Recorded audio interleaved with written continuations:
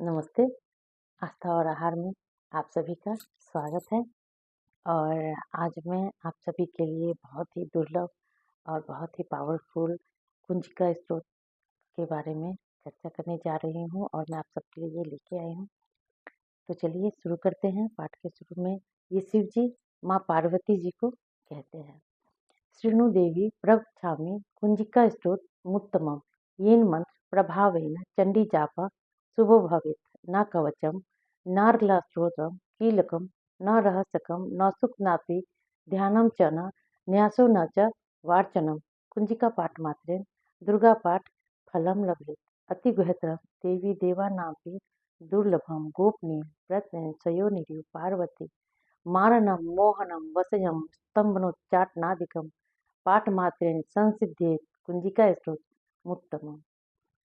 कहते हैं, कहने का आशय यह है कि शिवजी माँ पार्वती को कहते हैं कि हे पार्वती, ये आपका अत्यंत ही दुर्लभ ये स्रोत है जिसका मैं अब तक किसी और से किसी और के सामने यह प्रकट नहीं हुआ है।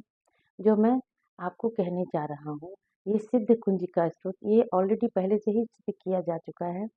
ये सिद्ध कुंजिका स्रोत का पाठ अगर कोई करता है तो आपके कवच, कीलक और सप्तशती के पाठ का फल उसे प्राप्त होता है।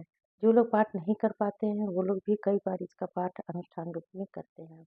इसके पाठ मात्र से उच्चाटन, मारण, वशयम यानी किसी को वश में करना, किसी का उच्चाटन करना, किसी का भेदन करना, स्तंभन करना, यह सब भी इससे संभव है। ऐसा कुछ नहीं है जो सिद्ध कुंजिका के अनुष्ठान से संभव नहीं हो पाता है। पर इस बात का हमेशा ख्याल रखें कि किसी भी अनुष्ठान को करने के लिए हमेशा अपना लाभ देखें, किसी की हानि के लिए इसका प्रयोग ना करें। क्योंकि अगर हम किसी और की हानि के लिए सोचते हैं तो सबसे पहले हमारी खुद की हानि होती है। तो हमेशा शुद्ध भावना और निर्मल मन से ही इसका अपने लिए प्रयोग करें। चलिए आगे बढ़ते हैं। इसका प्रयोग कैसे करना है और इसमें क्या-क्या लगता है, क्या विधि है, ये मैं बता रही हूँ। सबसे पहले एक बजोट पे या एक चौकी पे माता दुर्गा जी का फ़ोटो स्थापित करें या फिर मूर्ति है तो मूर्ति रखें या फिर आप अपने घर के मंदिर में अगर भगवान जी हैं तो वहीं पे जाके आप कर सकते हैं। इसका अनुष्ठान 11 दिन का और 21 दिन का 21 दिन का अनुष्ठान सर्वाधिक लाभप्रद है, ये सबसे ज़्यादा लाभप्रद होता है। इस अनुष्ठान में माँ दुर्गा को लाल फूल और अनार का इसमें केवल अनार का ही भोग लगाएँ क्योंकि माँ को अनार बहुत प्रिय है। लाल अनार का भोग लगाएँ और आसन हमेशा लाल रंग का ही उपयोग करें। वस्त्र चाहे तो आप लाल वस्त्र अगर पहनते हैं तो वो और भी ज़्यादा अच्छा है। माता के पूजा में लाल वस्त्र बहुत ही शुभ माना जाता है। लाल या फिर पीले वस्त्र का भी उपयोग आप कर सकते हैं।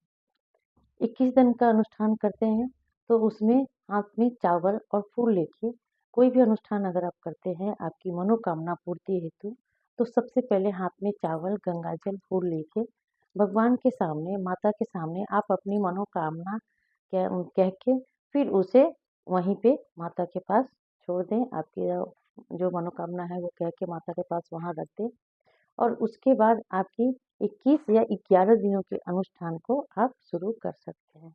इसमें 11 पाठ करें, सबसे पहले 11 पाठ करें। अगर आप 21 दिनों का कर रहे हैं तो 108 सबसे ज़्यादा लाभदायी होता है, जिसको अगर आप रुद्राक्ष पे करते हैं, रुद्राक्ष की माला में 108 मन का होता है, तो आप रुद्राक्ष की माला से 108 बार पाठ करें, तो ये अवश्य ही फलदायी होता है। जो भी आपकी इच्छा है, बिना किसी शक का ये पूरा होता है।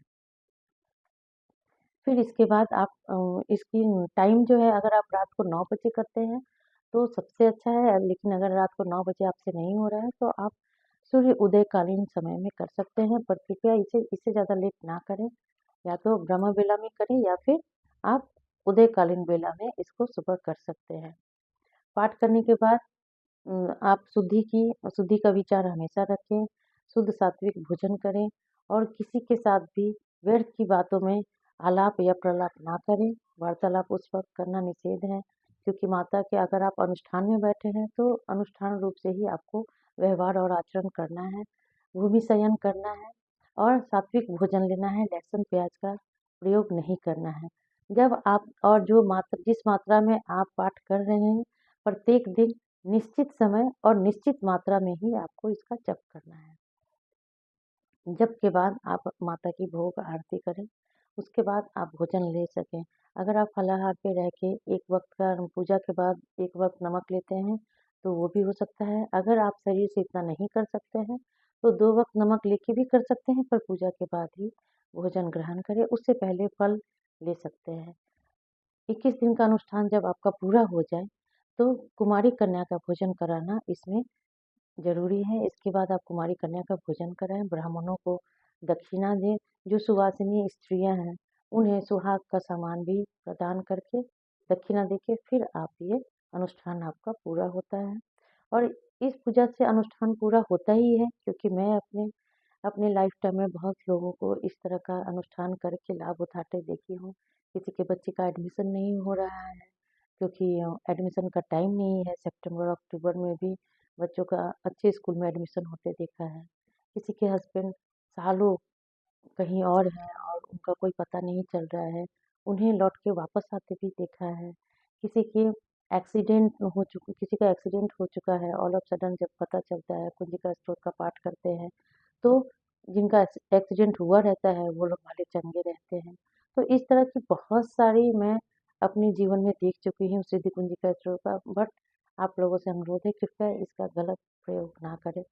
गलत प्रयोग करने से या आप ही को हानि उठाना पड़ सकता है।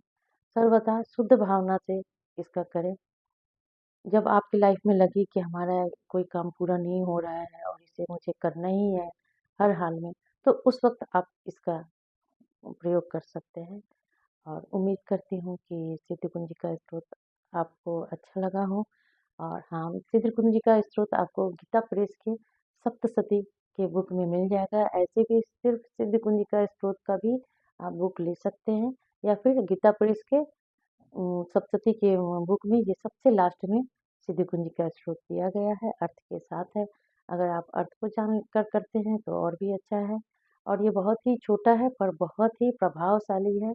इसका प्रभाव मैं खुद व्यक्तिगत जीवन में इसका देख चुकी हूँ।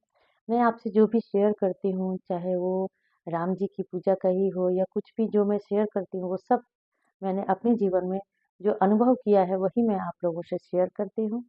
तो उम्मीद करती हूँ कि आप लोग इसका लाभ उठाएँगे। और अगर आप लोगों को ये अच्छा लगे तो लाइक सब्सक्राइब करना ना भूलें। और पूजा पाठ से जुड़ी हुई कोई भी क्वेश्चंस हैं या क्वेरीज हैं जो आप जानना चाहते हैं, तो मेरे कमेंट बॉक्स में डाल सकते हैं, मैं उन सभी का उत्तर दूँगी। उम्मीद करती हूँ आप सबको अच्छा लगे। तो धन्यवाद। नमः शिवाय।